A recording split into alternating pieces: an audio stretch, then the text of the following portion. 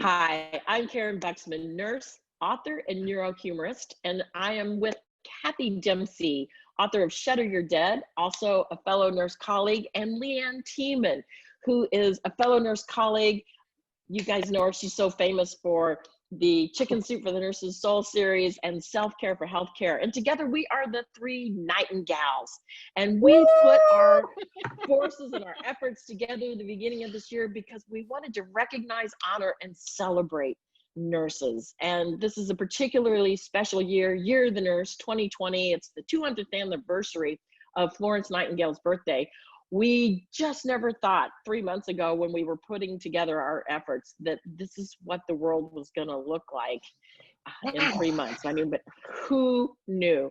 Who knew? So we're getting a lot of great questions from some of our nurse colleagues, and we've served from the platform, we've served from our books. People reach out to us with questions and for help.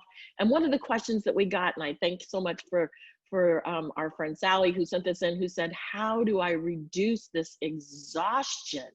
Oh my gosh, it's just so difficult. And so who wants to take this? Who wants to address, how do we address this exhaustion? I will, because I think, even before this crisis, we were becoming a sleep-deprived nation and certainly a sleep-deprived profession. How often do you hear yourself say, oh, I get by on X number of sleep, or I survive on that much sleep? And how did we get to a place where surviving or getting by would be good enough for us? The human body, science has proven, requires 7 to 8 hours of sleep in a 24-hour period. If we're not giving it that, we're actually increasing our blood pressures, increasing chances of depression, depleting our immune systems, and increasing our fatty deposits. And that's when I get your attention, one thing about the immune system, but fatty deposits, now I'm listening. But now I also know that on a good day, on average week, which we're certainly not in now, the average 12-hour shift worker gets 5 hours of sleep a night. And I think now, as you're so torn between serving your patients and taking extra call, and then going home and trying to take care of the people that you love and care about, that's often the thing that we deprive in order to make time for this is our own sleep. And I just think it's crucial now for our own health. We can't serve others if we're depleted completely. So just to honor and schedule, we schedule everything else. We schedule our shifts. We have to schedule our sleep. I joke that we have to watch a few fewer cat videos, perhaps, and turn off technology, turn off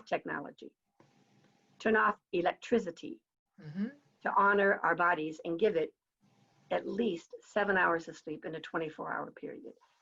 We deserve it, and our bodies demand it if we're going to continue to care for ourselves and everybody else. Man, that is so spot on. That is so spot on. Let me see what I can take.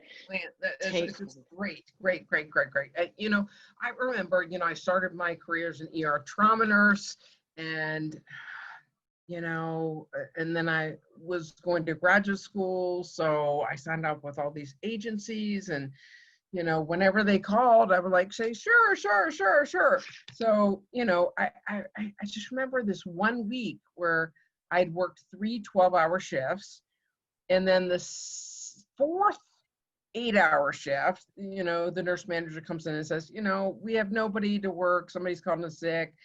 Can you work another 12, your fourth 12? There's nobody to take care of the patients. And I just thought, of course I have to do this, right? I mean, I was exhausted. Talk about, 7 hours sleep. I wasn't probably getting 6, 5, 4 hours sleep. And, so I worked it, and it was like nonstop, trauma, accident victims, heart attacks. And so I left that emergency room about 12 midnight, and I got lost in the middle of Georgia, which I actually lived in Tennessee. And anyway, I ended up running into an 18-wheeler truck. Oh my God. And I almost killed myself. Totaled my car. And I remember waking up in the emergency room that I just left a few minutes later. So it was a big lesson for me, of the ability to say no. And, I've been a manager and I've been a hospital administrator, so I know both sides of things.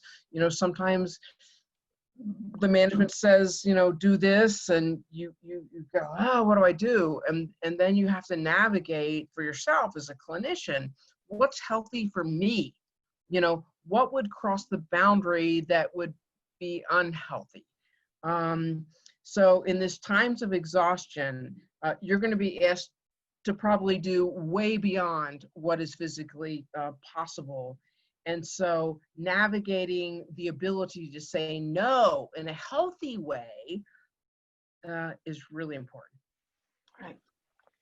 I love what you said, Kathy, because gosh, I had totally forgotten that as a nursing student working nights, I remember driving home, dreaming I was awake, dreaming I was driving, and then waking up as the car's going bump, bump, bump, bump, bump, bump, bump, bump, over the bumps. And so I think so many people who are watching this can relate that many times we just work ourselves to exhaustion.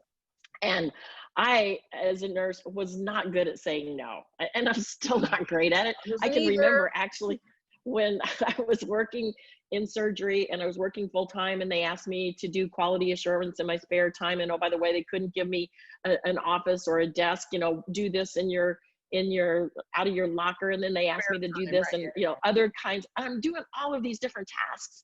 And one of the nurses actually, Becky Steinman, oh God bless her, she took me into the nurse's bathroom, and she put me in front of the mirror and she said, now say the word no. No. What does that look like? No. What does that feel like? No. Because I would never say no. And oh my gosh, with that, when I left my position, they replaced me with 2.5 people. Wow. People will abuse you to the degree that you allow yourself to be abused. And here's another little lesson I learned about saying no, even though we're talking about exhaustion, it all comes together, right? Is that so many of us think we have to give an excuse.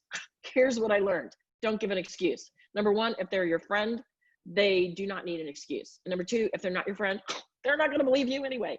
So don't bother to give an excuse. It's no, thank you. I had a hard time learning that myself. And what I finally have learned, and I've shared this in a lot of my writing and stuff, is to simply say, because I thought too, I have to, I'm learning the Girl Scout troop and I'm on the cancer drive and I'm working extra shifts. And so that's why, and just to say, I'm sorry, I can't. I'd love to help, but I have another commitment. And that commitment can be to your self-care. It can be to your family.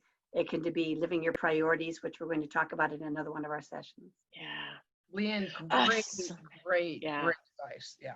You guys are so smart. I love hanging with you.